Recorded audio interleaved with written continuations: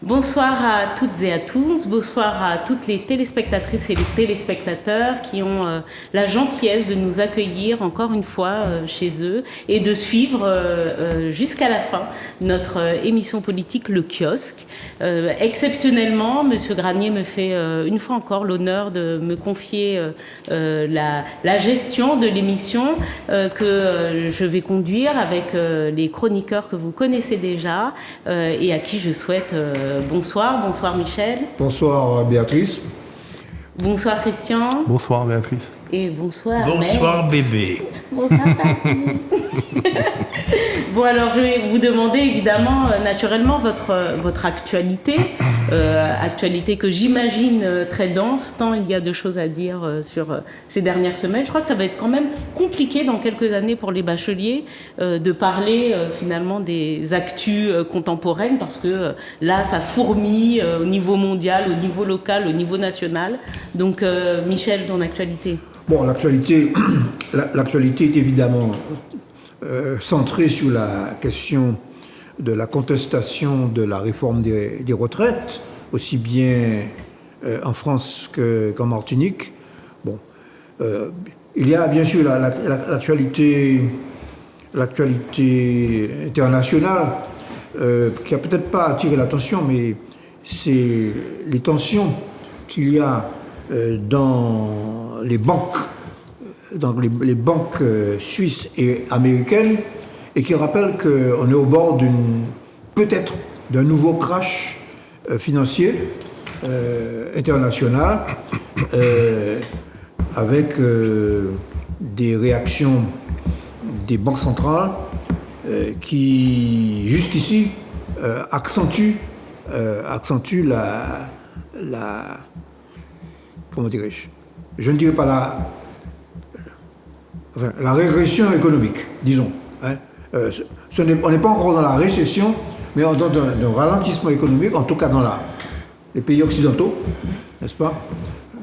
Les mêmes d'ailleurs qui constatent avec surprise que les sanctions qu'ils avaient infligées à la Russie n'ont pas eu l'effet recherché. Bon. C'est assez extraordinaire. Donc, peut-être il y a d'autres sujets. Bon, et puis je voudrais, pour terminer, dire que la semaine prochaine, je ne serai pas des vôtres, parce que le colloque que le PCF organise justement sur l'avenir des pays d'outre-mer, eh bien, aura lieu la semaine prochaine, et je serai en France pour ce colloque-là. Voilà. D'accord. Qui peut être suivi, tu sais s'il peut être suivi en visio, par voie dématérialisée?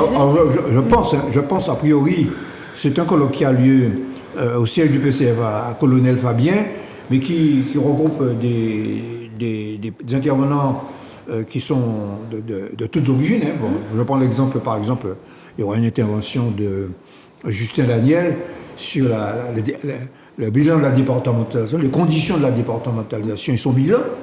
Bon, donc il y aura aussi d'autres. Il y aura un député de la Guyane qui va parler de la manière dont les Guyanais ont posé leurs problèmes institutionnels. Bon, donc effectivement c'est un colloque qui peut intéresser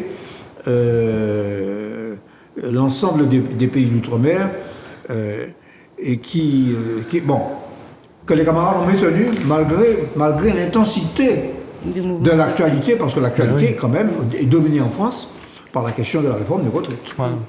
Mais j'ai vu en effet, alors comme diraient les jeunes sur des concerts, mais qu'il y avait un beau line-up, c'est-à-dire une présence en tout cas de politique avec une densité aussi du programme. Oui, parce qu'on a Marcelin Nadeau qui doit intervenir, j'ai vu Victorin Lurel, j'ai vu le président de l'Etchimi, la présidente de région de la Réunion, le président de la CTG, collectivité territoriale de Guyane. Et le même, programme est je dense. pense qu'il y aura des représentants de la Polynésie, aussi, parce que l'outre-mer, c'est à la fois ce qu'on appelle les DROM, départements et régions d'outre-mer, et ce qu'on appelle aujourd'hui, on appelait auparavant les TOM, mais qui s'appellent maintenant les COM, c'est-à-dire les collectivités d'outre-mer. Et comme par ailleurs, dans le cadre de ce qu'on appelle la différenciation, certains envisagent une fusion, une refonte du titre 12 de la Constitution qui titre de l'outre-mer, et de ne pas faire de différence constitutionnelle entre les collectivités d'outre-mer et les départements et régions d'outre-mer. C'est intéressant d'avoir le point de vue des autres collectivités. Récemment, il y a eu un incident au Sénat concernant le Saint-Martin, par exemple.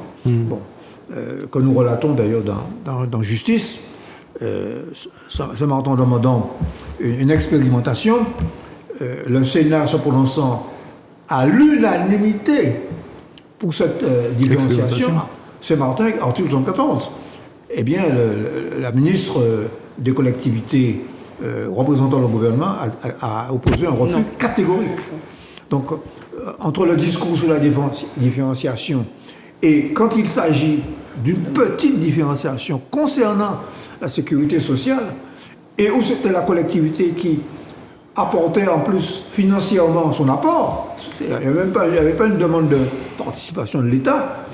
Ouais, je ne vais rentrer pas dans les détails, vous lirez l'article, mais bon. Merci beaucoup. Bon, mais pour revenir à ce que je disais, c'est intéressant que les expériences, les expérimentations de différentes collectivités soient confrontées, quoi. Absolument.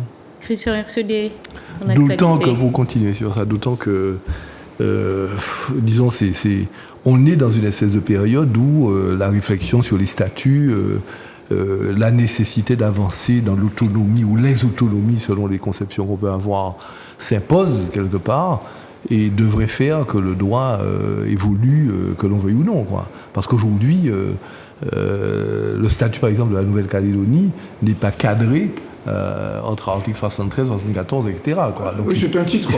Voilà. Donc il y a, je pense que vraiment. Je crois que c'est le titre 15 si de la Constitution. Si politiquement, je veux dire, on démissionne au départ en disant on doit rentrer dans le moule, au lieu de dire le moule n'est pas adapté, il faut qu'il s'adapte, on a perdu l'avance. Donc j'espère que ce congrès permettra, enfin ce colloque permettra de rassembler suffisamment d'intelligence pour que l'intérêt de nos pays nous permette d'avancer. Mon actualité personnelle, elle est tout à fait basique.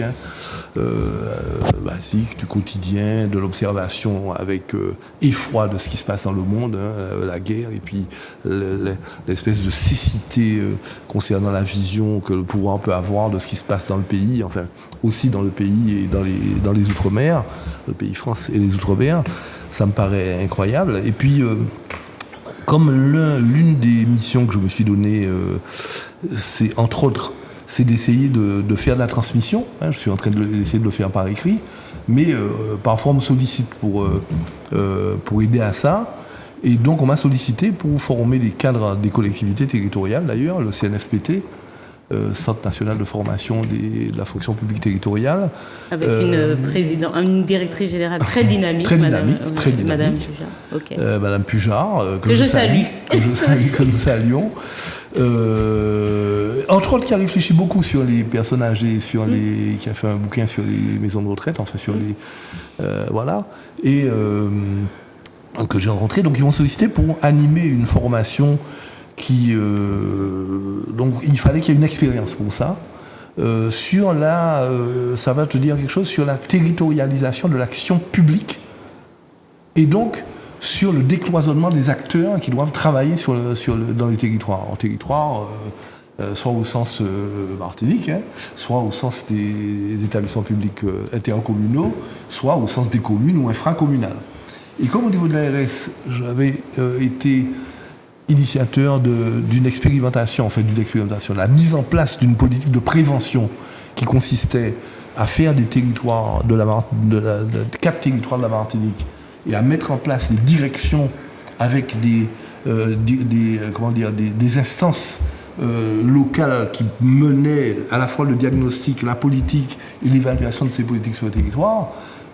Ça m'a paru intéressant d'accepter de le faire. Et j'ai fait 3 jours avec les cadres de la fonction publique qui étaient extraordinaires, quoi, d'échanges, etc. Donc ça me paraît intéressant et à reproduire. Peut-être que je vais devoir le faire en Guyane, en tout cas, parce qu'ils m'ont sollicité. Et je suis assez passionné par ça. Je suis content de pouvoir faire cette petite transmission. Merci beaucoup. Voilà. Maître Saint-Cy.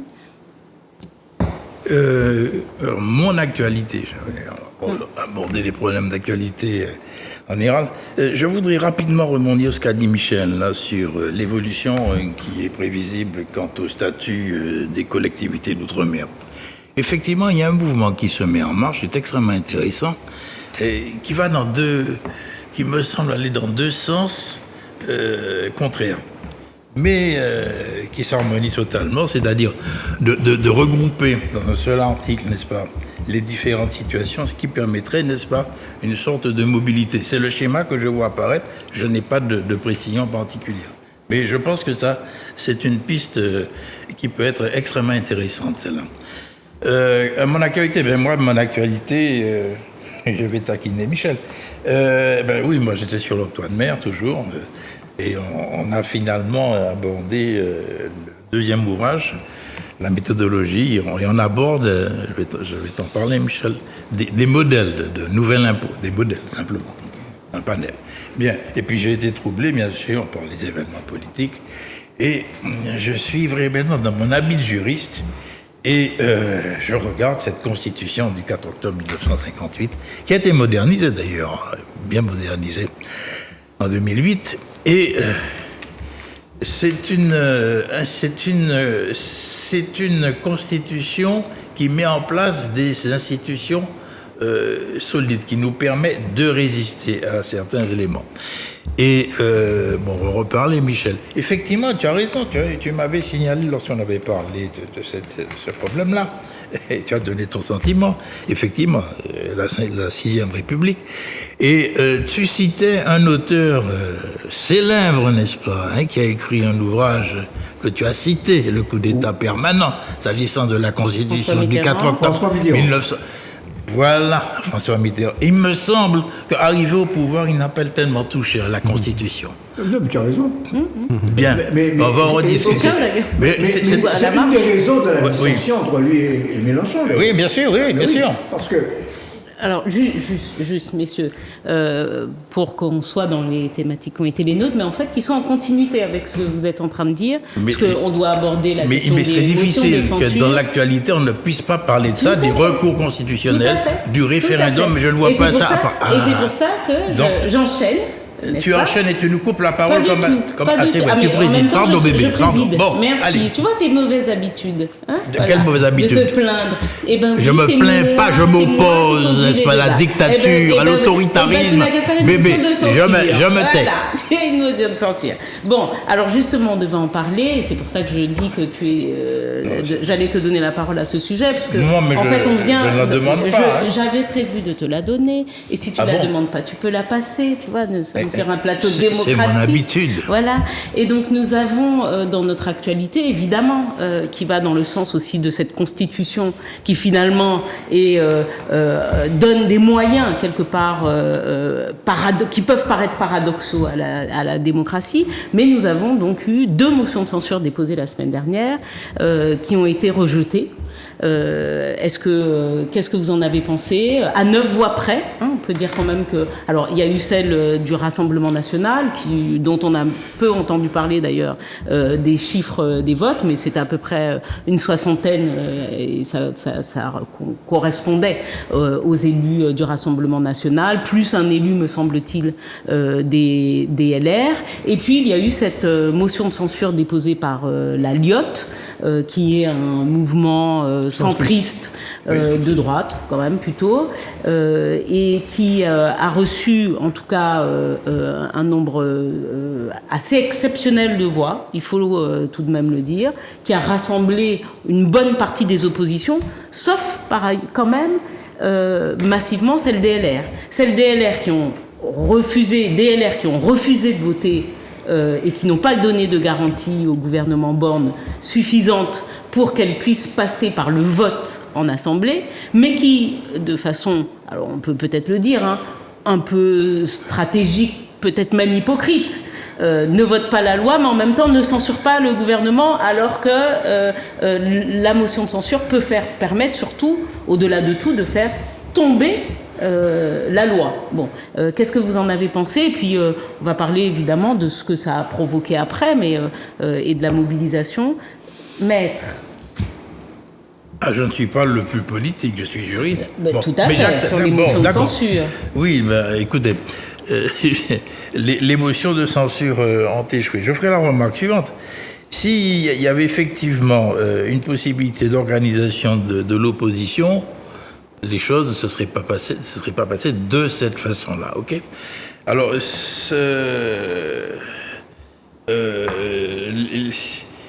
mais y avait-il une majorité alternative dans ce contexte-là?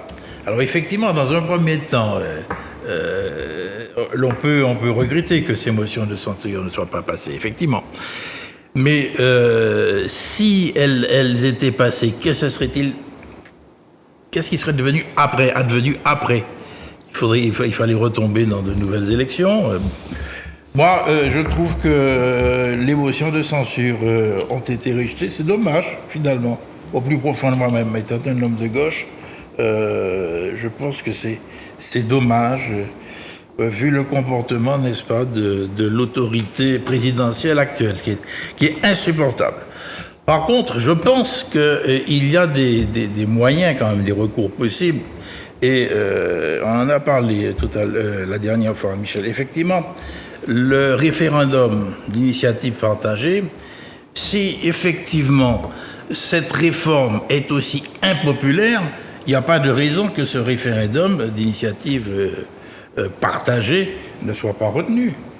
Il suffit d'avoir... Enfin, il suffit... 4,8 millions de voix. 4,9 millions, c'est le 10e du corps électoral.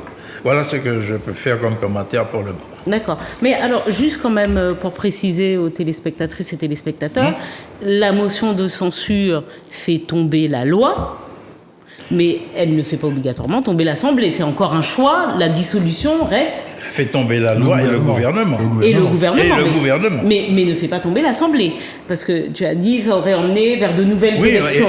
Bon, le gouvernement est nommé, mais le président peut juger que même s'il y a une motion de censure, parce qu'en plus, il a dit, mais il se dit suffisamment régulièrement pour qu'on pense que... Mais il aurait pu penser que c'est pas le moment pour son groupe. Et qu'il ne dissolvait pas la voilà. Absolument. Donc ça fait tomber la loi, ça fait tomber le gouvernement. Alors ça aussi, ça fait automatiquement tomber le gouvernement ? Ah oui. Ou ça fait simplement tomber la loi? C'est une pratique. La motion de censure est adoptée, c'est fini, le gouvernement tombe. Et la loi est bien sûr rejetée. C'est la confiance du gouvernement. C'est la conséquence, oui. C'est sa responsabilité qui met en jeu. Ok. La responsabilité de la première, la motion est adoptée, le gouvernement tombe.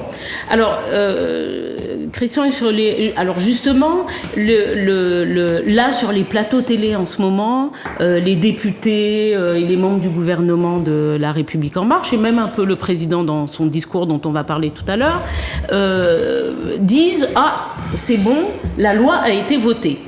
Bon, parce que, vu que la motion de censure n'a pas été adoptée, il estime donc que c'est bien le non-vote qui fait passer la loi.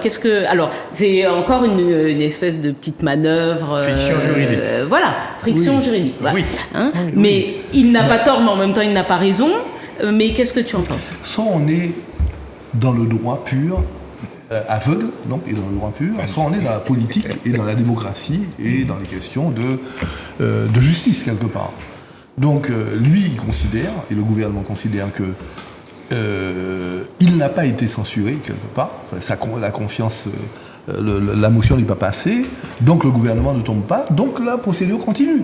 Donc, le projet de loi, il considère qu'il a été voté, puisqu'il n'a pas été rejeté, quelque part.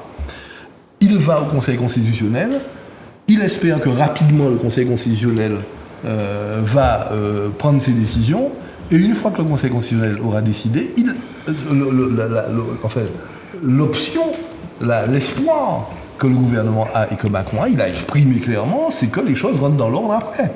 Bon, et là, ça n'est pas impossible. C'est ça qui est difficile. Parce que on commence à entendre, on a entendu certains responsables syndicaux quand même dire bon, quelque part, on est dans la légalité, on va respecter la légalité, etc. Et bon, la procédure a été menée, pourquoi on n'irait pas au-delà, même si on protestait et qu'on espère qu'on reviendra autour de la table pour négocier, reprendre des négociations sur des sujets de fond qui n'ont pas été réglés, si le gouvernement fait quelques portes ou quelques petites ouvertures, etc. Voilà, donc si c'est ça, pourquoi pas? Moi j'estime que c'est déjà un scandale d'avoir un article 49.3. Comme pour moi, c'est déjà un scandale d'avoir un article 16 dans cette Constitution, qui peut faire que, à un moment donné, le président de la République a les pleins pouvoirs parce que la situation serait difficile et la France serait en danger, avec tous les débats qu'il y a déjà eu sur ce genre de choses. C'est un scandale, l'article 49.3. Parce que soit il y a un vote avec une élection populaire qui fait le pendant de l'élection au suffrage universel du président de la République et qui a le pouvoir législatif avec la séparation des pouvoirs voulue depuis Montesquieu, etc., ou bien on n'est pas dedans, quoi. On n'est pas dans ce pouvoir du peuple qui est délégué aux députés. Déjà que là, il y a un problème, mais on n'est pas sur ce débat-là. Mais enfin, pour moi, déjà, le problème, c'est comment un exécutif peut-il court-circuiter une assemblée législative qui a la pleine possession du pouvoir du peuple entre les deux élections pour orienter la politique du pays et la faire exécuter par l'exécutif qui est là. Donc, je trouve que c'est un scandale.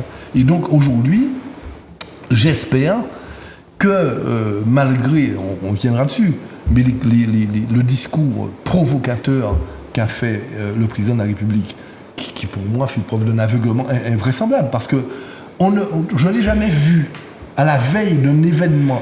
D'ailleurs, peut-être qu'il aurait mieux fallu que la prise de parole, si on avait réfléchi, se fasse après, au jugé de ce qui se passe dans la rue, pour voir si je fais des ouvertures, si j'appelle à une concertation, si je dis que j'ai compris en fonction de l'importance des manifestations, etc.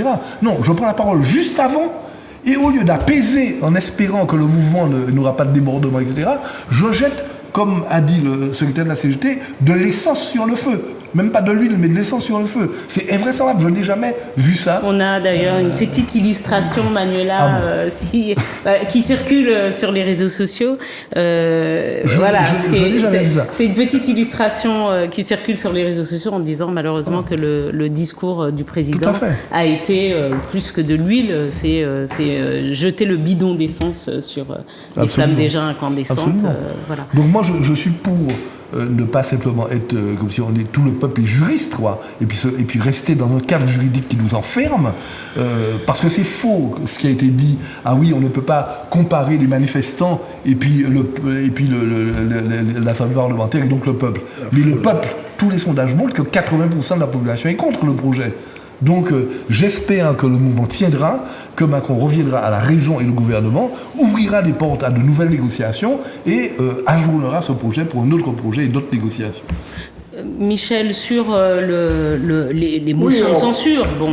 Je ne vais pas reprendre ce qu'ont dit les deux intervenants précédents sur la motion de censure. Là. Alors, la seule chose que je vais expliquer, c'est qu'il y a quand même 21 députés LR qui ont voté sur, je crois, 60 qui ont voté la motion de censure quand même. Hein. Michel, justement, ton avis là sur la position des LR, parce que du coup ça provoque chez eux une espèce de petit boom. Les fameux 21, ils se mettent un peu en dissidence, on dit, en fronde.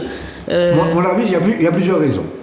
La première raison, à mon avis, c'est ce qu'a expliqué Christian, c'est que les députés LR ne sont pas hors sol comme le président, c'est qu'ils sont dans leurs circonscriptions et l'hostilité, le refus de la population de cette réforme, la dénonciation de son caractère injuste ne peut pas être ignorée par certains. D'ailleurs, il y a eu des reportages, des articles, notamment dans le journal Le Monde, où on voit très bien que certains députés LR sont interpellés dans leur circonscription le week-end par les citoyens. Bon. Mais ça fait quand même partie de leur programme depuis des années, la retraite à 65 ans. Mais il y en a qui sont en plus des jeunes députés LR qui n'ont peut-être pas partagé cette analyse. Et la deuxième raison, c'est que beaucoup de députés LR ont peur de se faire battre. Ils sont dans des circonscriptions où ils sont en concurrence avec le Front National. Rassemblement. Et ils ont peur de se faire battre en cas de dissolution par le Front National.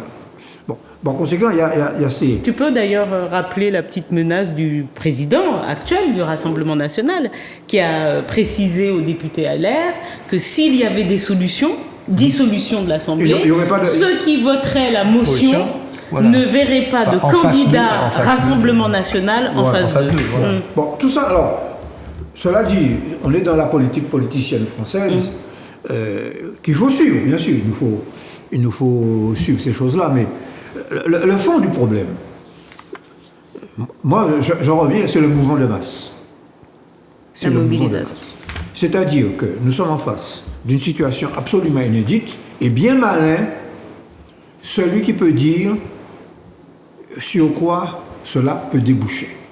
Parce que il y a au-delà même de la question, beaucoup de gens se rendent compte qu'il y a une colère, un refus et une mise en cause de la personne même du président de la République. J'ai entendu un reportage selon lequel, dans certaines manifestations, s'exprimait de la haine à l'égard du président de la République française.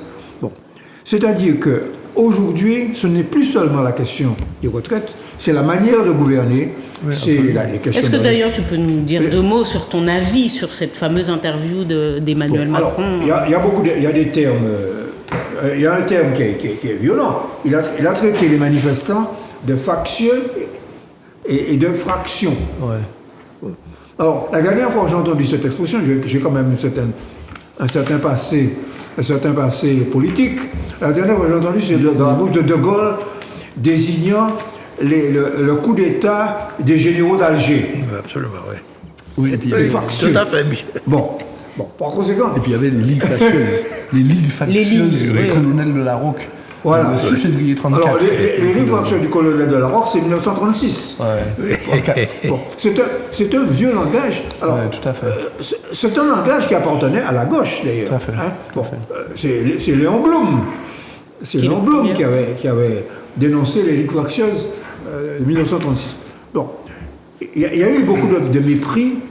Et puis, la deuxième chose, il a dit que les syndicats n'avaient pas fait de proposition, de contre-proposition. Alors, ça, c'est faux, parce que... Et ça fait réagir, d'ailleurs, même un syndicat relativement qui est réformiste, qui s'affiche comme réformiste, c'est le syndicat CFDT. Bon, le syndicat CFDT a dit, nous avons fait des contre-propositions. Bon, et d'autres ont fait des propositions qui sont, par exemple, l'augmentation des salaires. L'augmentation des salaires. Quand tu augmentes les salaires, tu augmentes les cotisations. Le budget, finalement. Et il sauve à taux, et donc les ressources de la Caisse nationale d'assurance vieillesse. Bon. Et il y avait d'autres. Il y a même certains syndicats qui ont été jusqu'à proposer l'augmentation non seulement des cotisations patronales, mais des cotisations salariales. Bon. Et puis, bien entendu, il y a le prélèvement sur les profits. Alors, j'en profite pour signaler que nous avons utilisé un certain nombre de termes un peu savants la dernière fois, on nous a reproché. Nous avons parlé des taux de marge. Bon, le taux de marge et le taux de profit. Bon, c'est l'argent qui était en poche moon après tout. Voilà. Bon. Et ce qu'il faut retenir, c'est que en France et dans le monde, il n'y a jamais eu des taux de profit aussi élevés que pour l'année 2022. Donc, juste après le Covid. Bon, juste après le Covid. Bon.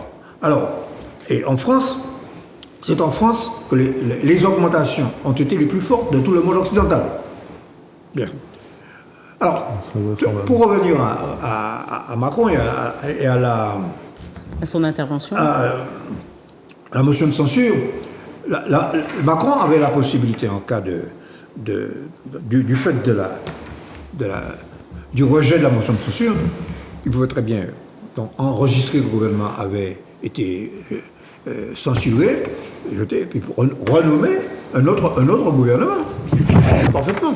Donc, il peut très bien nommer un gouvernement minoritaire, comme celui qui est là. Bon. Et bon, il a choisi de maintenir le gouvernement actuel. Bon, il se dit quand même qu'il a eu du mal déjà à trouver des personnes pour ce dernier gouvernement. Ça se bouscule moins au portillon dans les personnes avec une certaine densité politique, plus d'ailleurs on dit avec des technocrates, des anciens hauts fonctionnaires, tout ça, dont Madame Borne fait partie. C'est une technocrate politique. Oui. Bon. C'est surtout une technocrate en fait. Alors, je vais te contredire parce que je pense depuis très longtemps qu'il n'y a pas plus que l'épaisseur de papier à cigarette entre ceux qu'on appelle les technocrates et ceux qu'on appelle les politiques. Bon, je prends un exemple. La Cour des comptes. La Cour des comptes. Bon, la Cour des comptes a été longtemps dirigée par un ancien ministre socialiste. Bon, mais c'était aussi un technocrate. Bon, et à l'heure actuelle, bon, le Conseil constitutionnel. Qui était au Conseil constitutionnel? Monsieur Juppé. Ancien Premier ministre. Oui, d'ailleurs. En même temps, il y a tous les présidents aussi qui sont membres de droite, par exemple. Donc, par conséquent, alors, ceci dit, elle a quand même, puisque tu parles d'Elisabeth Borne, elle a quand même un langage plutôt technocratique, technique. Bon. Et un passé. Pas seulement le langage, un passé. Mais un passé, on qui n'a pas obligatoirement été militant. Elle a travaillé pour Jospin à l'époque, mais elle n'a pas été militante dans un parti politique. Voilà. Enfin, ceci dit, pour revenir à l'essentiel, c'est qu'à l'heure actuelle, cette motion de censure a été rejetée, le gouvernement est maintenu, et nous sommes à l'heure actuelle, à mon avis, dans une impasse politique, parce que l'accumulation de l'utilisation de ces outils dont tu parlais, de ces outils constitutionnels, article 44.3, 47.1, etc., a fait que on a vu entrer depuis 2-3 jours, depuis mercredi, des catégories nouvelles dans la contestation, notamment les jeunes. Parce qu'ils ont considéré le 49.3 comme la goutte d'eau qui fait déborder le bal. Ils n'ont pas fait une analyse juridico-politique. Ils ont considéré ça comme une forme de dictature, de refus d'écouter le peuple, et ils ont entré dans le combat. On va y revenir, Michel.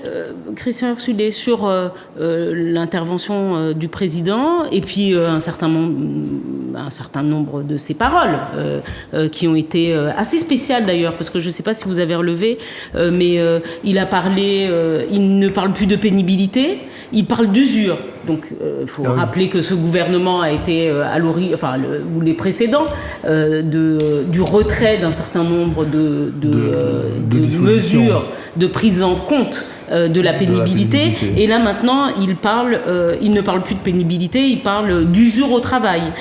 Il a parlé aussi de ce que les personnes du RSA devaient être responsabilisées. Et il a parlé, je ne sais pas si ça vous a choqué, vous allez me dire, moi ça m'a un peu choqué, j'avoue, mais il a parlé de ces conventions, ces conventions de branche qui permettaient que certains salariés soient payés en deçà du SMIC légal. Donc il y a un salaire minimum et il y a des conventions de branche, donc des accords de branche, qu'ils ont permis, parce que c'est le gouvernement précédent qui a permis qu'il y ait des négociations directes entre les salariés dans les branches. Et donc il dit devant toute la représentation zonale, et il dit devant tout le monde, écoutez, il y a des minimaux légaux, et on est au courant que dans un certain nombre d'endroits, alors qu'il y a un plancher que l'on ne peut pas, en deçà duquel on ne peut pas aller en matière de salaire, on est au courant qu'il y a des gens qui sont payés sous le salaire minimum légal.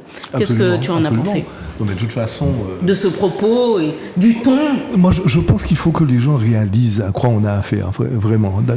Pour partir du point dont tu viens de parler, il faut savoir que même dans la fonction publique, il y a des catégories C qui perçoivent, je n'ai plus suivi l'évolution des salaires, mais qui percevaient à un moment donné, pendant un certain nombre d'années, moins que le SMIC. Et qu'il fallait des indemnités spéciales pour faire que le salaire annuel, finalement, rejoigne le montant du SMIC. Je crois qu'on a affaire à un véritable scandale depuis des années de blocage des points de la fonction publique, de régression des salaires, etc. Le problème, c'est un problème qu'il faut regarder au fond à qui on a affaire et qu'est-ce qu'ils veulent, qu'est-ce qu'ils dirigent, pourquoi, etc. Je répète que nous, on l'a déjà dit ça depuis un certain nombre d'émissions, nous avons affaire à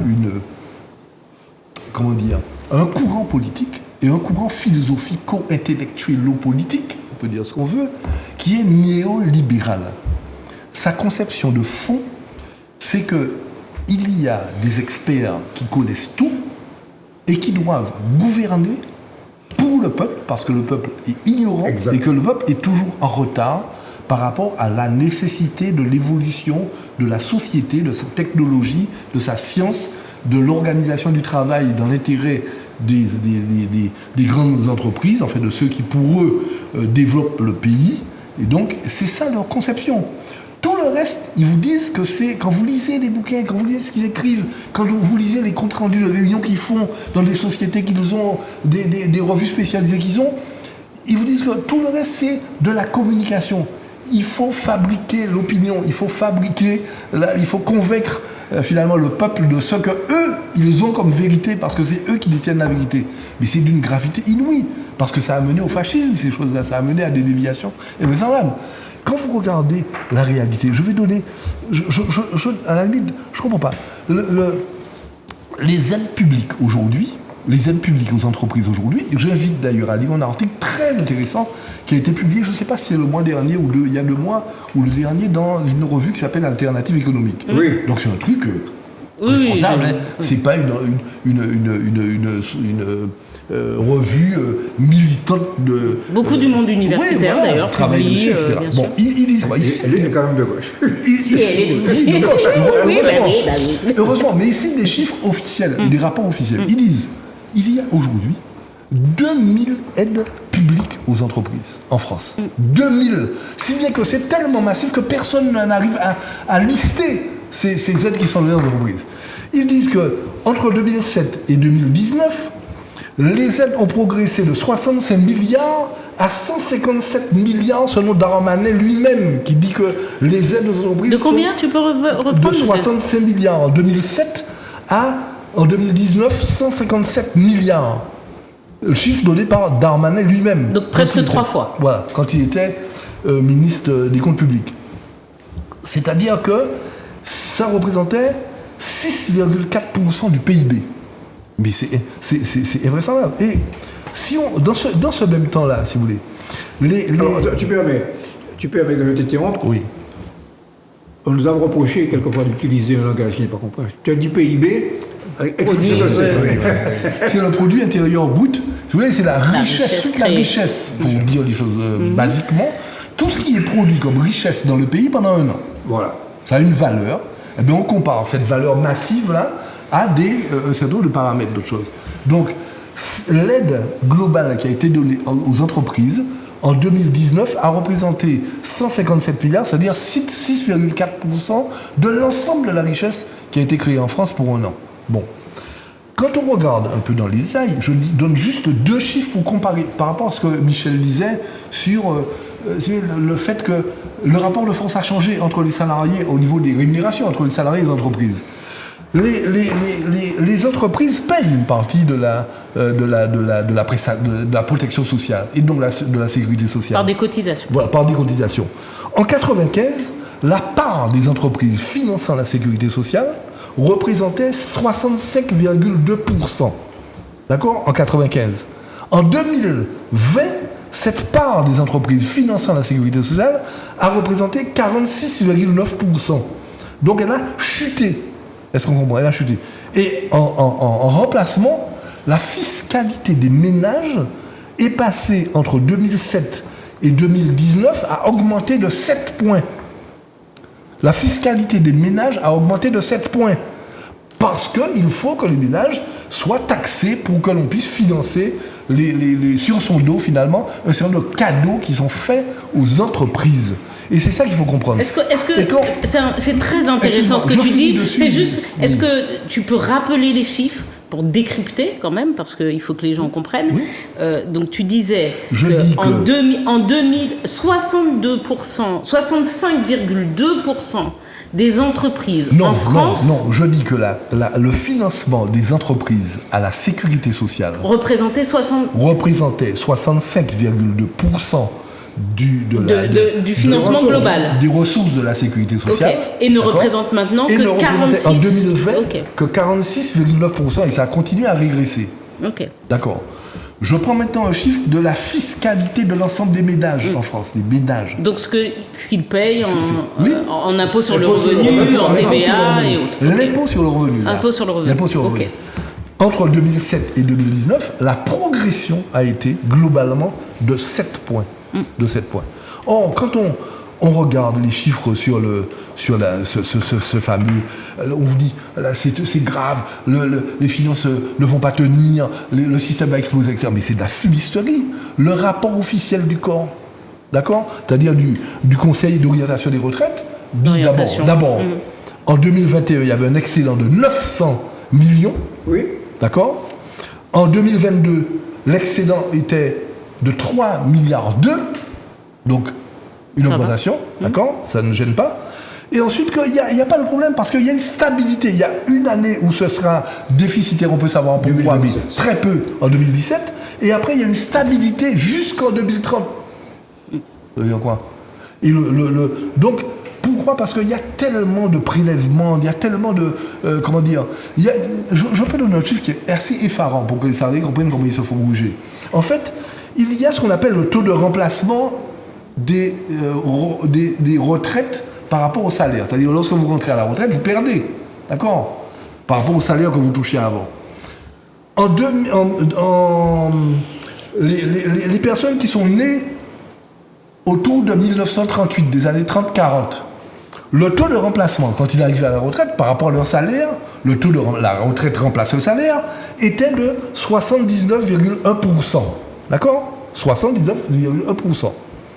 Ils avaient quand même un salaire autour de 80% de ce qu'ils gagnaient avant. D'accord ? Pour ceux qui sont nés à partir de 1950, on est déjà à 74%. C'est-à-dire qu'ils ont perdu beaucoup. D'accord ? Et pour la fonction publique, ça c'est pour le privé. Pour la fonction publique, la perte est de 6,2 points. C'est-à-dire que le taux de remplacement de la retraite par rapport au salaire décroît, s'affaiblit. C'est ça qui permet de faire que pour l'instant le système a tenu, il n'y a pas de problème, même si qu'est-ce qui a permis que ça a tenu? C'est ça, le fait que les personnes perçoivent déjà moins, mais aussi parce que la productivité a progressé beaucoup plus. Tout à fait.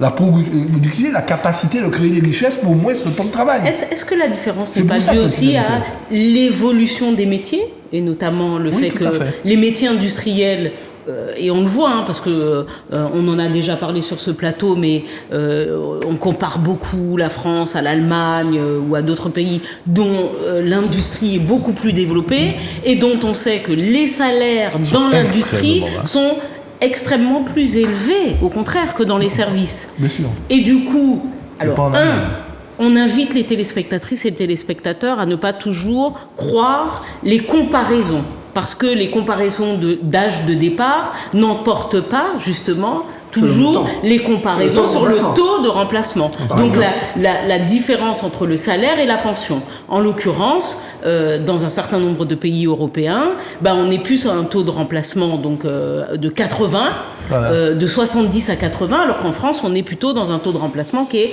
à 65%. Donc les gens perçoivent en retraite, en pension de retraite, environ 65% en France de ce qu'ils percevaient en salaire, sans les primes, il faut le dire, pour les fonctionnaires, il faut dire à tout le monde, les fonctionnaires n'ont pas des 40% au moment de la retraite.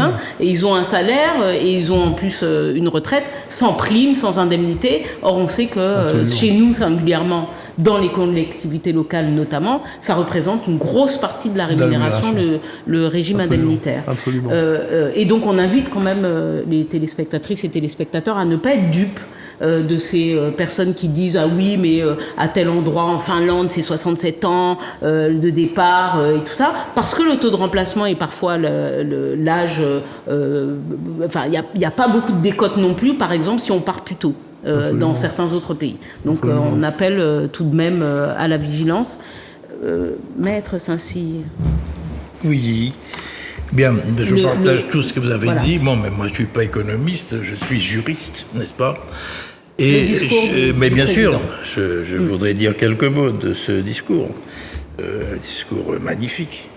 Bon, il m'a fait l'effet d'un jeune impertinent, méprisant, sorte de gamin qui se fout du monde, qui se fout des électeurs. Remarquez que si j'avais été à sa place, étant élève, si j'avais pu séduire ma professeure, j'avoue franchement que j'aurais eu effectivement un sentiment de supériorité. Mais il était sur une image de Jupiter que je trouvais vraiment inadmissible. Ce ton, ces mots qui ont été employés, c'était méprisant. Et la preuve, c'est que le mouvement va se poursuivre. Et là, je regardais les chiffres, les derniers chiffres qui ont été avancés pour les manifestations qui ont eu lieu aujourd'hui. Selon la CGT, 3 500 000 sur la totalité de la France. Pour ministère de l'Intérieur, 1 080 000. Et pour Paris, c'est CGT 800 000 et ministère de l'Intérieur 135 000. Mais je crois que si les choses se poursuivent ainsi, il faut se méfier du feu qui couve et sur lequel on met des produits, n'est-ce pas, qui tendent à le faire relancer. Moi, je suis inquiet, parce que ce mouvement ne peut pas cesser. Et il ne faut pas qu'il cesse, ce n'est pas possible. Et moi, je répète ce que j'ai dit, moi j'attache beaucoup d'importance à ce référendum d'initiative partagée. Car je pense qu'il est déjà enclenché. Si j'ai tout à fait. Il y a 259 députés qui ont signé. Bon, alors à ce moment-là, donc c'est un projet de loi qui est soumis, n'est-ce pas, au Conseil constitutionnel et qui va vérifier parce qu'il y a des conditions très particulières, des domaines à respecter. Et à partir de là, tu as un délai, n'est-ce pas, de 9 mois pour recueillir, effectivement. Qui suspend d'ailleurs. Oui, j'allais le dire, cher bébé, tu es impatiente, mais ça ne m'étonne pas de toi. Bien, oui, qui suspend, qui nous donne 9 mois, n'est-ce pas le temps d'une gestation. Mais oui, parce que ce monsieur dit, mais non, mais tout à fait, j'ai pas fait de rapport. Ce monsieur nous dit que dès septembre, n'est-ce pas, la réforme s'appliquera. Quand même, ok. Donc, il y a cela, et ensuite, bien sûr, il y a 6 mois pour mettre en place le référendum. Si le Parlement le fait, ou, bien sûr, sinon c'est le président de la République. Donc voilà ce que je veux dire. Donc, il faut y aller, et je crois qu'il faut vraiment entamer une campagne pour qu'on puisse réussir ce référendum d'initiative partagée. Il y avait déjà eu une tentative, hein, si mes souvenirs sont exacts, c'était pour l'aéroport de Paris. C'était pour les ADP, oui. Et qui a d'ailleurs recueilli, me semble-t-il, le nombre de voix, le nombre de votes nécessaires. En tout cas, oui, les parlementaires. La vente a été arrêtée. Bon, oui, mais pas pour cette raison. C'est peut-être à cause de la période des 9 mois. Donc, ce que je veux dire, que ça a une influence politique forte. Et si effectivement les choses montent ainsi, bon, il faut qu'ils prennent garde à l'évolution de la situation. Voilà ce que je voulais dire quant aux propos que je considère fortement comme inadmissibles et je dirais insultants. Et sur on va aller vite puisqu'on a d'autres questions, mais ça reste l'actualité de toute façon du moment. Mais là, tu parles du référendum d'initiative partagée. Il y a, Manuela, si tu veux bien, un constitutionnaliste très connu qui a écrit beaucoup d'ouvrages justement sur l'évolution constitutionnelle et éventuellement même la mise en place d'une 6e République, Dominique Rousseau, qui parle d'un risque très grand de voir la loi censurée pour au moins 2 griefs. J'ai l'article, enfin les téléspectatrices et téléspectateurs ont l'article. Donc on en avait déjà parlé. Oui, mais absolument. Le cavalier législatif utilisé. Je voulais aller dans ce sens-là, effectivement, parce que vous avez au moins 3 recours déposés devant le Conseil constitutionnel. Un premier recours initié par Madame Borne en tant que Premier ministre qui demande au Conseil constitutionnel tout simplement de déclarer la validité de son texte. Et puis il y a 2 recours. Un recours au Rassemblement national et puis je ne sais pas combien de recours au niveau... Au recours de la NUPES. Voilà. Alors effectivement, à regarder les choses de près, il peut y avoir effectivement sanction. Parce que ce qu'on appelle le cavalier social, c'est une évidence, effectivement. On s'est servi, n'est-ce pas, de la procédure de la loi de financement de la sécurité sociale pour appliquer ainsi l'article 49.3. Plus l'utilisation devant le Sénat d'autres articles qui sont directement liés à cette législation pour des raisons d'urgence. Et je pense qu'effectivement... L'article 38. Sénat, notamment l'article 38. Oui, tout à fait. Et je pense qu'il y a peut-être quelque chose. Alors, il y a 3 hypothèses. Ou bien le texte, la loi est invalidée, ou bien sûr, elle est validée, ou bien il peut y avoir simplement certaines dispositions qui vont être déclarées inconstitutionnelles. Okay. Alors voilà, là, en tout cas, le constitutionnaliste Dominique Rousseau dit 2 recours qui lui semblent être ouverts et acceptables. Je pense. Bon, pas fou. Non, alors c'est en effet le premier, c'est d'avoir utilisé le 47.3. C'est-à-dire l'article, la loi de finances. Bon, faut juste dire. Alors il y a les lois ordinaires qu'on vote d'une certaine façon, et puis il y a les lois de finances qui autorise l'usage du 49.3. Donc là... Tu as le 49.3, tu as le 47, oui. 49.3. Hein. Oui, sauf 49, que le 47.3, c'est les lois de finances. Oui, ouais, voilà. Bon. C'est au Sénat. Et du coup, là, il dit l'usage, le temps limité des débats emmène à se poser la question de la légitimité du cavalier législatif pour cette réforme. Et second grief, il dit c'est le principe de clarté et de sincérité du débat parlementaire. Et il dit notamment que l'Assemblée nationale n'a pas voté de texte et s'est arrêté à l'article 2 alors qu'il y avait 20 articles. Et donc, le Conseil constitutionnel peut légitimement dire qu'il n'y a pas eu le débat parlementaire qui permettait, et évidemment on sait, restriction sur un certain nombre de jours des débats. Au Sénat, c'était une seule personne qui parlait pour un groupe et pendant des heures et des heures. Et puis, avec des réductions et des nouveaux articles utilisés pour faire tomber des sous-amendements, on en a parlé la semaine dernière, mais enfin c'est donc un épisode, ça continue, faut le dire quand même à nos compatriotes et puis aux téléspectatrices et téléspectateurs, ça continue et il y a eu des mobilisations, alors on va voir quelques images des mobilisations d'aujourd'hui, il y a eu quelques blocages sur les routes de Martinique, mais également un défilé dans les rues de Fort-de-France avec des organisations syndicales qui se sont dispersées, c'est vrai, sur les sites et en même temps sur la rue.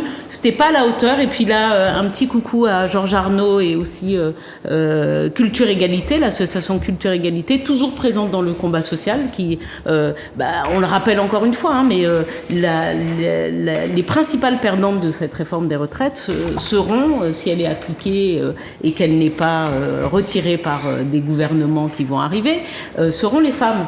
Voilà.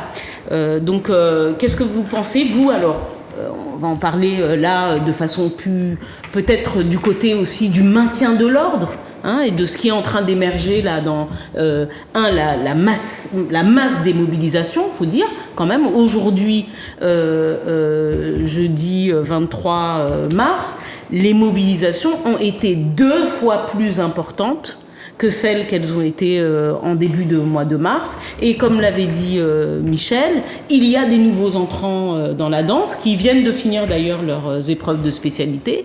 Ce sont les bacheliers qui ont commencé à embrayer, les lycéens qui ont commencé à embrayer et à venir dans les manifs, mais avec un système de répression qui est quand même par la police assez violent, il faut le dire, et dont certains disent d'ailleurs que ça ressemble à de la répression préventive, voire comminatoire, c'est-à-dire avec vocation de faire peur. Qu'est-ce que tu en penses, Michel ? Bon, alors il est certain que le mouvement syndical est confronté à un problème complexe, aussi bien en Martinique qu'en France d'ailleurs, pour mener des actions de blocage, en même temps qui ne se retournent pas contre la population. Ça, c'est un problème. Alors, moi, je pense que c'est difficile là où nous sommes comme ça, c'est au cas par cas qu'il faut juger. Bon. Mais la vérité, c'est que la violence n'est pas le fait des organisations syndicales. Ça, c'est une première chose. Et je dirais même que la CGT est critiquée par les gauchistes depuis longtemps parce qu'elle a un service d'ordre particulièrement musclé pour chasser les anarchistes. Parce qu'il faut dire les choses que ça. Depuis 1900... Les OS, qu'on appelle les OS d'ailleurs. Bon, depuis 1900, le patronat, le capital a toujours eu des auxiliaires à l'intérieur même de la classe ouvrière, et notamment le mouvement anarchiste, qui peut s'appeler aujourd'hui Black Blocs, autre chose, mais ce sont des anards. Et ils sont plus ou moins utilisés pour discréditer l'action des organisations syndicales responsables. Bon. Et au cas particulier, l'action syndicale responsable, c'est de montrer à la population, à toutes les couches de la population, leur intérêt à rejeter cette réforme qui est injuste. Bon. Et par contre, le pouvoir à l'heure actuelle, alors on n'a pas la preuve, mais en tout cas, essaie d'utiliser les dérapages qu'il y a à l'occasion des manifestations. À la fin des manifs, d'ailleurs, il faut le dire. Bon, alors, il y a deux types de dérapages. Il y a des gens qui viennent dans les manifestations, à l'avant des manifestations, pour bloquer la manifestation, qui sont les Black Blocs. On sait très bien qui ils sont, d'où ils sont, et la police sait très bien. On peut les arrêter préventivement. On ne le fait pas. On ne le fait pas. Et puis, il y a effectivement des travailleurs, des syndiqués, qui peuvent être exaspérés par le ton utilisé par Macron, dont nous avons parlé tout à l'heure, le mépris. Et qui peuvent effectivement se laisser aller à l'impatience. Bon, nous connaissons ça, c'est dans les mouvements d'action de masse, l'action du pouvoir, ça s'appelle le pourrissement. On essaie de pousser des travailleurs qui sont sincères vers l'exaspération. Et c'est en ce sens que ce que nous faisons là, expliquer qu'il y a d'autres voies possibles, ce qu'a expliqué tout à l'heure Philippe, qu'il y a une voie, c'est le référendum d'initiative partagée. C'est-à-dire que l'action n'est pas bouchée. Il y a l'action juridictionnelle devant le Conseil constitutionnel. Bon. Et puis je dirais pour nous, Martiniquais et des pays d'outre-mer, ce référendum d'initiative partagée, c'est l'occasion pour nous. Ce serait l'occasion pour nous de faire un comité pour le référendum pour faire un appel spécifique en disant que le système de retraite aujourd'hui est beaucoup plus injuste, notamment pour les femmes. Il y a l'étude de l'INSEE, nous en parlons la semaine dernière. Hein? Bon. Et par conséquent, que structurellement, parce que nous sommes des pays en mal développement, structurellement, le niveau de nos retraites est plus bas qu'en France. Absolument. OK? Bon. Et que cela nécessite des mesures spécifiques. Soit on diminue le nombre de trimestres nécessaires, soit on diminue le nombre d'années, OK? Soit on augmente les pensions. Bon. Par conséquent, nous avons en plus, pour deux territoires, la Guadeloupe et la Martinique, un phénomène qui n'est pas le même en Guyane et à La Réunion et à Mayotte. C'est le phénomène de vieillissement accéléré. Oui. Autrement dit, on court tout droit. Avec cette réforme, on court tout droit à un pays dans les années 2030, 2035, 2040, avec une population, plus de 60% de gens de plus de 60 ans, et avec des retraites de misère. Extrêmement basse. Un appauvrissement. Ce qui ne peut avoir qu'un effet, c'est l'économiste qui parle. À partir du moment où les gens ont moins d'argent, il y aura moins de demande, donc moins d'activité, donc plus de chômage. Plus de chômage, bien sûr. Donc, est-ce que c'est parce que quand même finalement sur le continent les Français eux-mêmes ont compris. C'est-à-dire que le truc allait être difficile quand on voit les éboueurs à Paris qui arrêtent de bosser parce qu'ils disent bah écoutez, nous on voit tous nos copains qui avaient 62, 63 ans, en fait tous les 2 jours ils sont chez un spécialiste pour se redresser le dos, pour se faire masser, et puis qui meurent plus.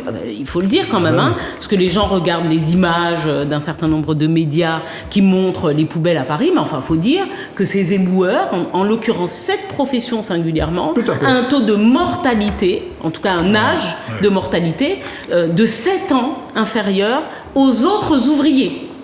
De 7 ans inférieur aux autres ouvriers.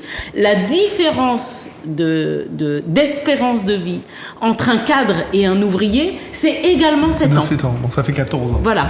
Alors, cette mobilisation, Christian Ursulé, cette mobilisation qui est fortement réprimée, et puis dont on a parlé aussi parce qu'elle est réprimée par cette fameuse brigade, la Bravem, qui...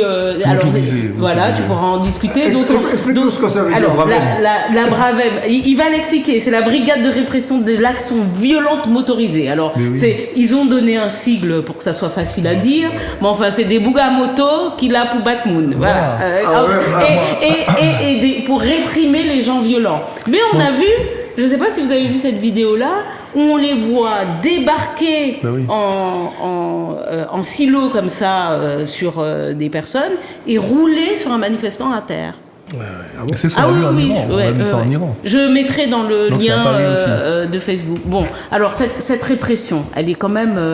Non, mais j'ai l'impression qu'il y a une espèce finalement de course à la répression et d'obsession aussi de Darmanin, enfin c'est pas une question de personne, hein, parce que c'est assumé par le gouvernement, qui pense que finalement, en essayant d'effrayer le mouvement, ils peuvent le casser, couper du cœur du mouvement les moins radicaux, les moins courageux finalement, et puis faire que le mouvement s'effiloche au fur et à mesure, et puis que de fil en aiguille, les choses s'arrêtent.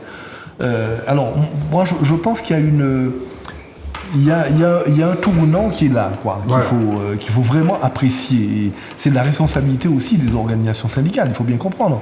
Parce que c'est l'ancien syndicaliste qui parle. C'est l'ancien syndicaliste qui parle et qui assume. Si, dans le mouvement actuel, soit le mouvement reste unitaire, arrive à se renforcer en cherchant le soutien de la jeunesse et arrive à paralyser le pays, pas par des manifestations successives, une journée... une fois par semaine. Parce qu'on a compris que Macron, il a déjà compris cette stratégie-là et qu'il va attendre. Bon.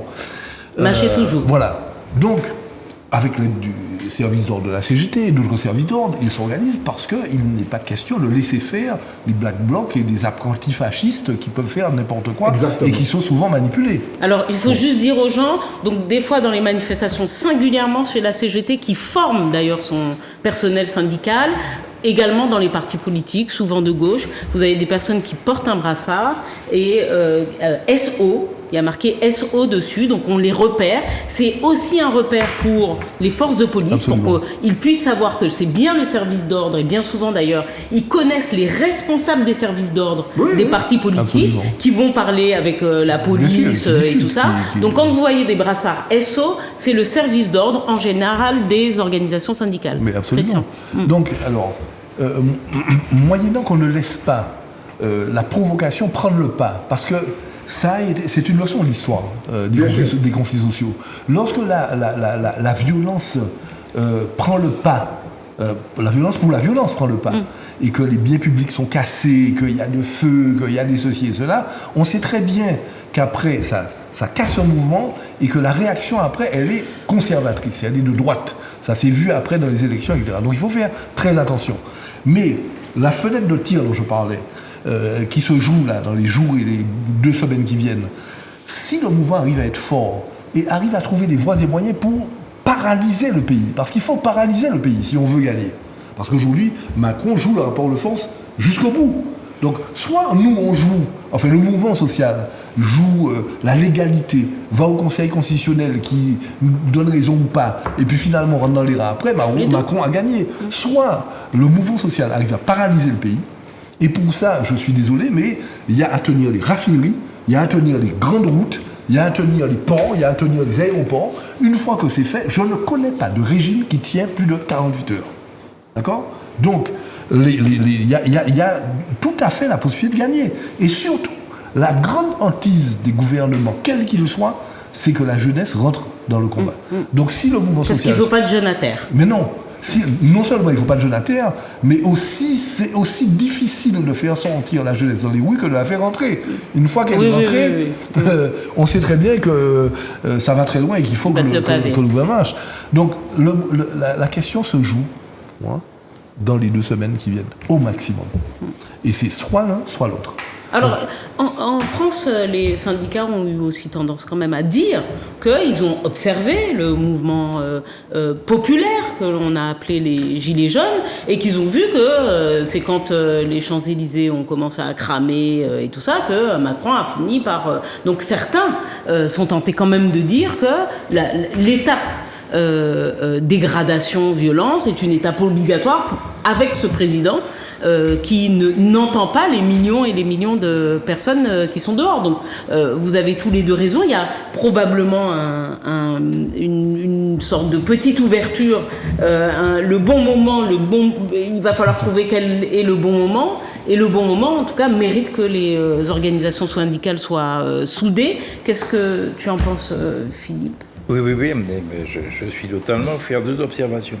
Ne pas rebondir sur la remarque de Michel relativement au référendum d'initiative partage. Effectivement, je pense que c'est une idée extrêmement intéressante de pouvoir déclencher, n'est-ce pas, un mouvement chez nous dans le sens de ce référendum, pour marquer bien sûr la situation particulière dans laquelle se trouvent nos territoires. Il faut absolument aller dans ce sens, je te suis totalement. Il faut d'ores et déjà y penser. La deuxième chose que je voudrais dire, bien sûr, pour qu'un mouvement puisse aboutir, il faut faire mal à l'économie. Si on ne fait pas mal à l'économie, ça ne marche pas. Et seulement, effectivement, ce sont les jours qui viennent. Il faut savoir doser, tu as parfaitement raison.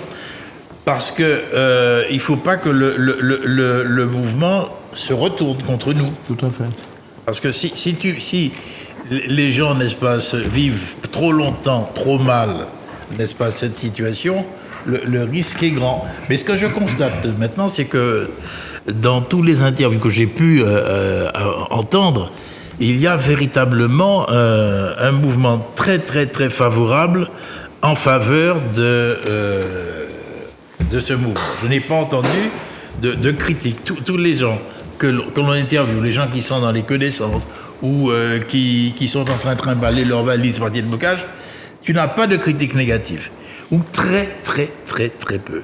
Donc il faut effectivement profiter de cela et savoir comment mettre en place une stratégie pour arriver au bout des choses. D'ailleurs, les secrétaires des syndicats, que ce soit Martinez ou Laurent Berger, ont dit nous avons là précisément une chance extraordinaire, c'est que l'adhésion populaire a augmenté.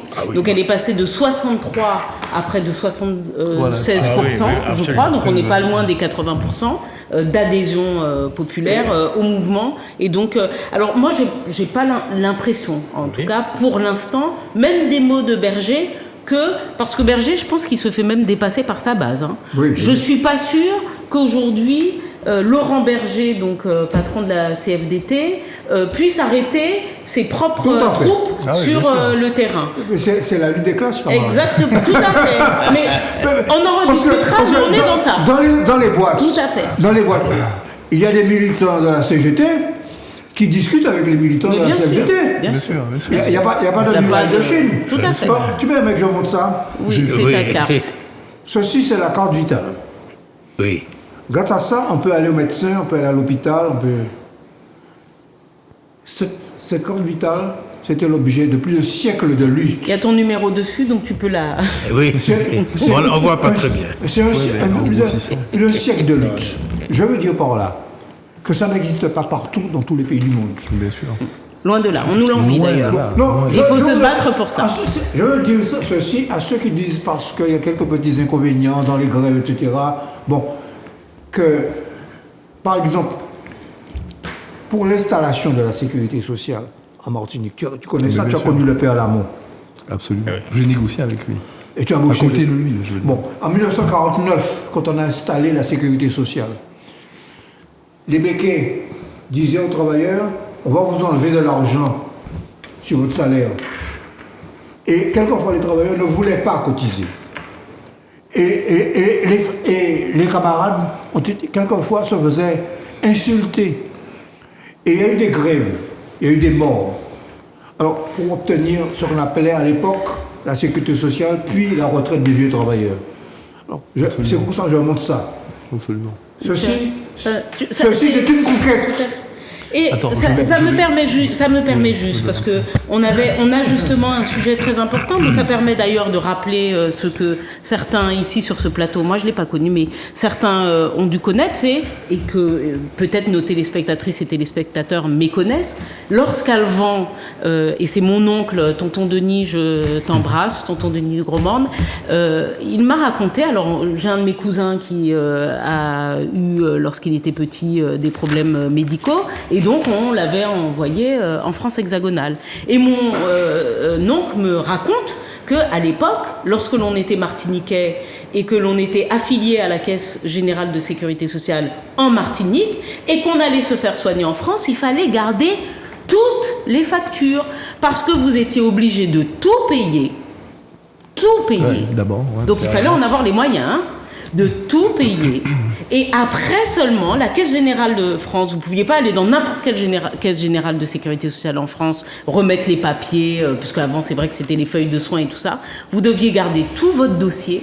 Et c'était une fois simplement rentré en Martinique que vous alliez avec votre dossier en Martinique pour qu'on puisse vous rembourser les frais que vous aviez déjà avancés. Alors ça me permet de basculer de la carte vitale à la conquête, mais également à la conquête des droits. Peut-être que tu arriveras à faire le lien, Christian, avec ce que tu veux dire, mais à ce dernier rapport de la défenseur des droits qui est en ce moment encore en Martinique, et qui parle, Manuela, si tu veux, voilà, des services publics aux Antilles, c'est garantir l'accès aux droits, mais enfin qui fait un rapport quand même encore très perturbant et assez significatif des difficultés par lesquelles passent nos compatriotes. Christian, qu'est-ce que tu en penses? Est-ce que tu as lu ce rapport? Je ne l'ai pas lu. Je l'ai pas lu. Je vais le lire. On va le mettre d'ailleurs dans le fil du kiosque du Facebook si certains veulent y avoir accès. Mais je voulais rebondir sur ce que tu avais dit, parce que c'est incroyable comment le hasard fait les choses. Et en faisant le lien entre le dossier, la négociation sur la retraite, et Victor Lamont, Voilà. et les travailleurs martiniquais. Pourquoi?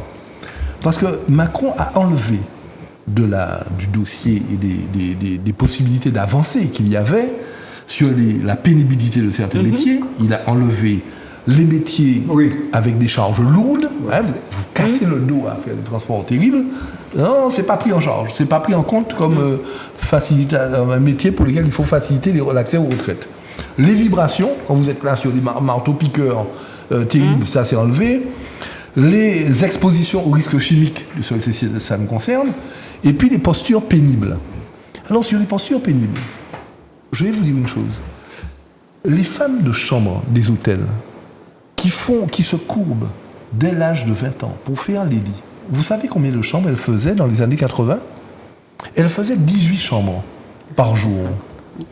Elles travaillaient 6 jours sur 7. Elles travaillaient 48 heures. Elles n'avaient pas de week-end pendant un mois. C'était quand on voulait qu'on leur donnait le week-end, les 2 jours. Elles avaient un seul jour de repos par truc. Elles n'avaient pas de prime d'ancienneté, etc. La première grève que j'ai dirigée avec Denis Lange, comme secrétaire général également de la CDMT, je l'ai dirigée dans les années 80 avec Victor Lamont, qui était dans la première négociation, qui était extrêmement âgé à l'époque, et c'était l'une de ses probablement dernières négociations. Pour que les gens comprennent qu'on n'a rien sans rien, cette grève a duré 43 jours. L'hôtellerie de la Martinique bloquée. C'est la première grève massive que j'ai eu à diriger. Enfin, pour ceux qui ne l'avaient pas reconnu, il s'agit donc de Christian Ursulé. Avant d'être connu pour avoir été le directeur général de l'ARS, il a été connu pour être un syndicaliste qui a marqué, d'ailleurs, tu as marqué l'histoire de la Martinique. Syndicaliste bénévole, et j'étais inspecteur de la DAS à temps plein. Et donc, je faisais mes réunions le midi, le soir, la journée, sur mes vacances, le week-end, etc. Donc, ce qui était assez rare d'avoir des cadres absolument, il n'y en avait pas. Voilà, à l'époque, enfin, dans la fonction un inspecteur syndicaliste qui, en plus, emmène des grèves. Ils ont d'ailleurs missionné, envoyé des missions IGAS pour essayer de me dégager. Quoi, hein, et je remercie des dirigeants, des directeurs de l'ARS, de la DAS à l'époque, Madame Prudent et Joseph Baltine, qui était directeur adjoint à l'époque, et qui ont dit, mais non, on ne touchera pas à Christian Ursulé parce qu'il fait tout son boulot et c'est l'un des meilleurs inspecteurs que nous avons. Donc je faisais mon boulot. Bref, ce que je veux dire, c'est que pour obtenir la réduction du nombre de chambres par jour, par semaine, par jour, 18 chambres par jour, le passage du nombre d'heures de travail de 48 heures à 40 heures, les 2 jours de repos, etc., il a fallu 43 jours de grève avec toute l'hôtellerie de la Martinique bloquée. Donc je peux dire avec un certain nombre de camarades, comme de Liange et comme Francine André aujourd'hui qui est à la retraite et tout, que nous avons dirigé ce conflit et les salariés martiniquais ont obtenu ça du fait de leur combat, pas parce qu'ils ont écrit l'armoyer, etc. et tout. Donc ça donne l'exemple de ce qu'il faut faire. C'est pour ça que nous appuyons le conflit actuel pour qu'il n'y ait pas de régression. Maître Saint-Cyr, est-ce que vous pensez, puisqu'on est quand même dans ce rapport de la défenseur des droits, qui, il faut le dire, sort de ce rapport en étant assez étonné de la... Allez, on va le dire, moi j'aime pas trop ce terme parce que ça fait comme si on s'habituait à la difficulté, mais presque de la résilience des Martiniquais, avec des grands champs qui ont été développés dans ce rapport, et notamment le fait de grandir et apprendre, habiter et vivre, donc les difficultés en matière d'eau potable, d'environnement sain, des difficultés d'apprentissage, on y est, on en a déjà beaucoup parlé, de décrochage scolaire, la prégnance de l'illettrisme en Martinique. Elles annoncent, dans ce rapport, elles annoncent quelques pistes qui sont déjà un peu ouvertes. La faiblesse de l'offre de transport en commun. On en a déjà parlé ici. L'insuffisance des dispositifs mis en œuvre au titre de la continuité territoriale. Vous savez que c'est un sujet que j'aime beaucoup et que j'affectionne. La fuite des jeunes diplômés. Est-ce que tu as eu le temps de lire ce rapport qui fait quand même près de 52 pages, me semble-t-il? Non, je ne l'ai pas lu entièrement, mais je m'y suis intéressé. Effectivement, ce rapport qu'elles ont présenté avant de venir ici, bien sûr, c'était un rapport qui était déjà fait. Il y avait 70 recommandations, extrêmement intéressantes dans beaucoup de domaines. Et elles ont traité effectivement du problème des sargasses, effectivement, où les gens ne peuvent pas être assurés. Et il y a une difficulté pour que l'on considère ça comme un phénomène assurable. Et un certain nombre d'autres propositions, notamment de l'eau, tu en as parlé, et elles ont, alors c'est au niveau de l'enseignement, elles préconisent l'enseignement du créole en classe, ok ? Et je crois que c'est important. C'est important parce que autour de moi, je remarque souvent qu'il y a et surtout à partir des publicités, des réseaux sociaux, une sorte de confusion entre le créole et le français. Effectivement, les règles d'orthographe évoluent, les règles de grammaire évoluent. Et je pense que ce serait une excellente chose qu'il y ait ces enseignements distincts. Cela favoriserait effectivement un meilleur apprentissage des langues, que ce soit le créole ou que ce soit le français.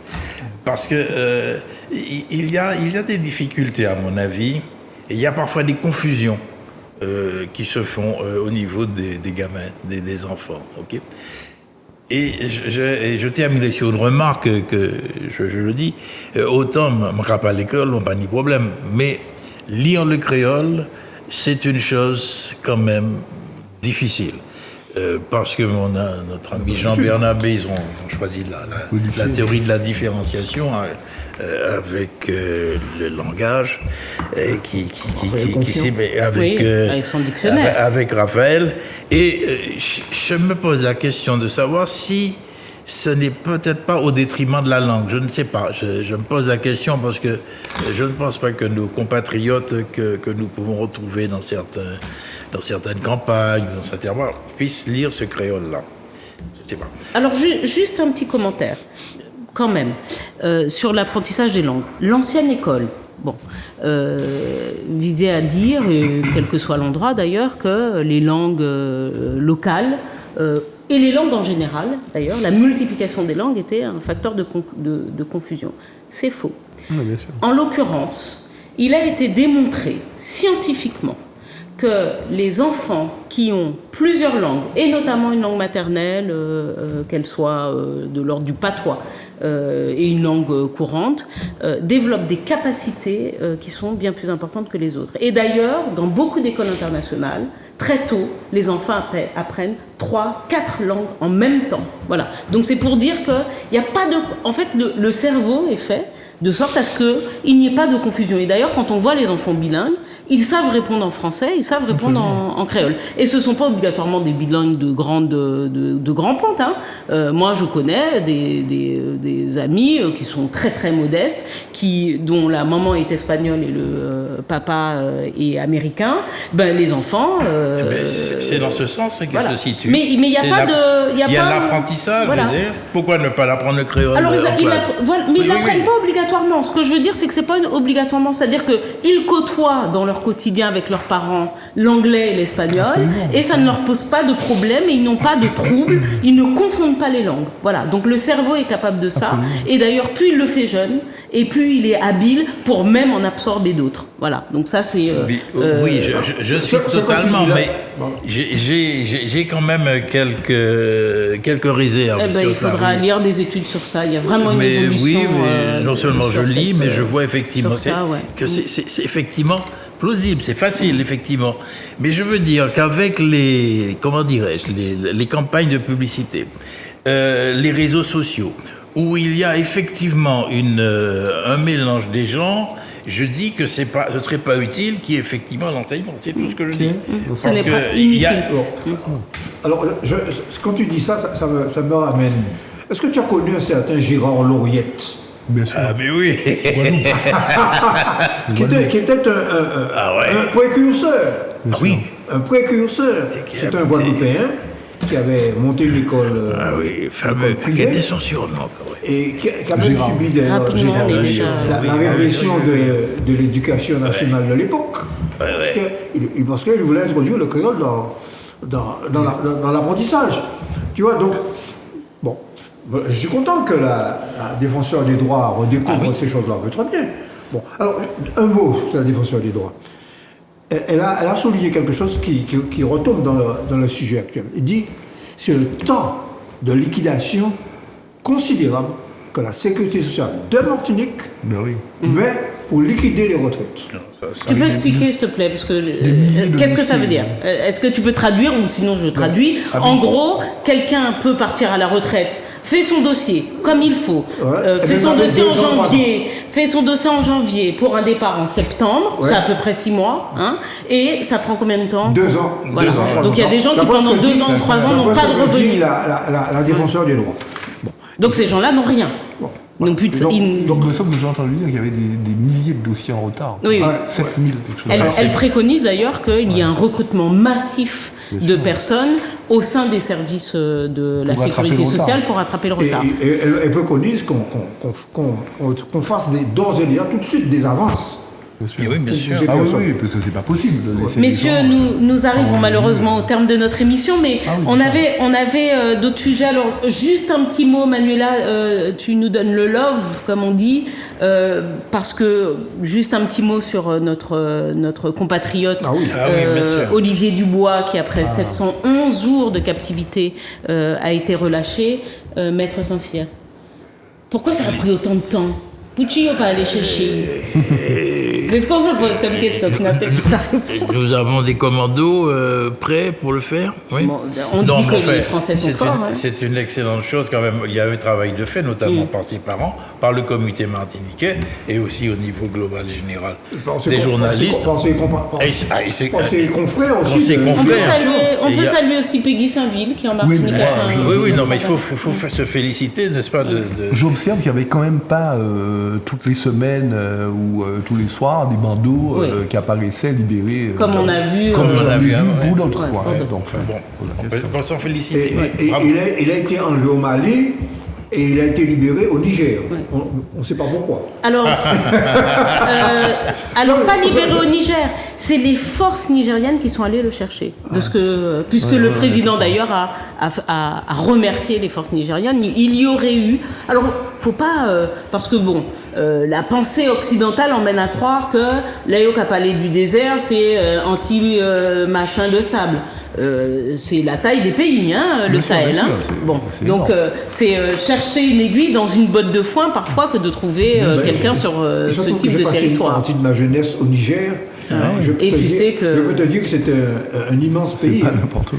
Et puis c'est un Oui, océan, c'est pas hein, n'importe quoi, bien le sûr. sable. Hein. On te voit arriver de loin, donc c'est Alors, difficile d'aller chercher. les gars. Messieurs, merci pour ces débats. Vraiment, j'espère Déjà, que c'est nous incroyable. avons. Oui, ça passe vite. J'espère que nous avons pu éclairer les Martiniquaises et Martiniquais, les téléspectatrices et téléspectateurs d'ici et d'ailleurs. Nous aurons Merci, le on te temps remercie. peut-être de revenir sur ce rapport de la défenseur des droits, Oui. qui pour certaines choses. J'aurais bien aimé Voilà. que tu me l'envoies. Je te l'envoie tout de suite. Je vous l'envoie. Je vais essayer de mettre le lien également, soit dans le lien YouTube ou dans le lien Facebook, pour que tout le monde puisse en bénéficier et puis le lire. Nous, on va revenir dessus parce qu'il y a peut-être un petit point là justement que nous avions, c'est sur un risque d'entente. Des compagnies aériennes, on Alors, en parle voilà. souvent sur les prix, et un rapport de On l'a effleuré la semaine dernière. et un rapport de la C'est grave, DGCCRF, mais ça tu vas en parler peut-être la semaine prochaine, Ouais. Non, qui en non, 2016 attendez. déjà. Hein. Ah ouais, oui, voilà. ça va. Tu veux qu'on saute ou pas? Bon, on en reparlera, mais en tout cas Mais merci. je vais te dire quand même Ça que serait pas la la première fois, vice-présidente de la défenseur des droits, c'est quand même la Guadeloupéenne, ancienne Georges députée socialiste, Non, ancienne ministre, monsieur. ancienne ministre Ancienne journaliste, Georges Paul Langevin, Langevin, que j'embrasse, que j'ai vu hier soir avec voilà, plaisir. et qui a été présidente du MRAP, Oui, Oui, tout à tout à fait. fait. mouvement contre j'ai- le racisme, l'antisémitisme et pour la paix. Exactement. C'était Et une je la grande salue, militante, une grande militante, grande avocate, Ouais. et qui est en Martinique en ce moment, qui prendra le temps de revenir. Mais j'ai croisé plusieurs fois dans le travail. On était, Comme voilà. Et hier, elle était dans le lieu du militantisme, même si elles sont apolitiques, mais de gauche, qui est l'IMP. Voilà. Et elle a croisé un certain nombre de membres du GRS, dont Gilbert Palou, qui est toujours Gilbert, là. qui était là. Ouais, qui est Voilà. toujours là. Bon, et ben bonne soirée à tous sur ces mots plaisants. L'IMP, c'est la chef de l'IMP. Ah mon cher, exactement. C'est devenu. À très bientôt. La semaine prochaine, nous allons essayer déjà de décortiquer ce fameux rapport. La semaine d'après, on va y revenir sur cette fameuse entente peut-être supposée des prix. Et puis on va traiter d'autres sujets. L'actualité ne manque pas, vous le voyez. Merci encore de nous avoir accueillis. Bonne soirée à toutes et à tous.